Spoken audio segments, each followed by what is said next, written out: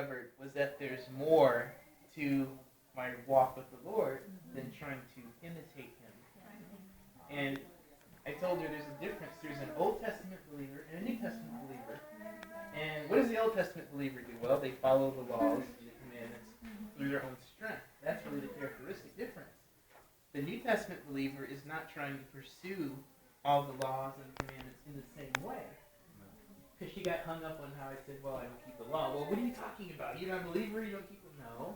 No. There's a different view. So I was feeding the view, which is the law is a reflection of the nature of this person. Yes. So fundamentally, we don't keep the law because we try. We keep the law because we know the person. Yes. And so we touch the person moment by moment in everything that we do, and that person saturates us. Yes. And it's just as natural as a human relationship. Yes. When you meet people, everybody says you become like the company that you keep. Well, yeah, this is a totally natural process. We don't have to force anything. Mm-hmm. So if you want to keep the law, and the law is a reflection of the nature of God, then who do we need to be focusing on? Mm-hmm.